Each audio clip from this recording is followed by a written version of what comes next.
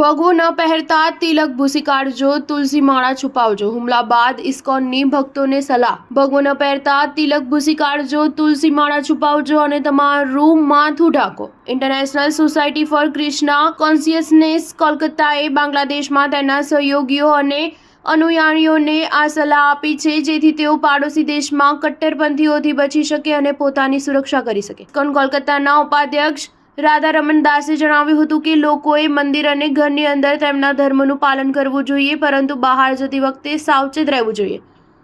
હું તમામ સાધુઓ અને સભ્યોને સલાહ આપું છું કે સંકટના આ સમયમાં પોતાની સુરક્ષા માટે દરેક શક્ય પ્રયાસો કરે। હું તેમને ભગવો ન પહેરતા તિલક ભૂસી કાઢજો, તુલસી માળા છુપાવજો અને તમારું માથું ઢાંકીને રાખવાની સલાહ આપું છું। અહેવાલો અનુસાર રાધારમણ દાસે અપીલ કરી છે કે જો તમે તુલસી માળા પહેરવા માંગતા હોય તો તેને એવી રીતે પહેરો કે તે કપડાની અંદર છુપાયેલ રહે અને ગળાની આસપાસ દેખાઈ ન શકે।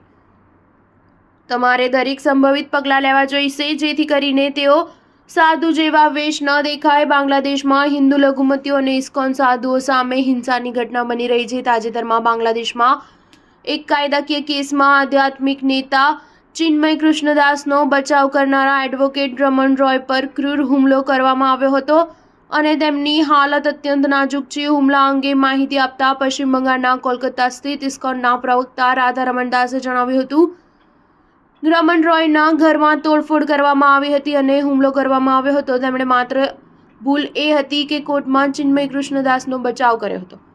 આ હુમલામાં રમણ રોય ગંભીર રીતે ઇજાગ્રસ્ત થયા છે અને તેઓ હાલ આઈસીયુમાં છે। સ્ટાર ન્યૂઝ 7 હંમેશા સચ્ચાઈની સાથે।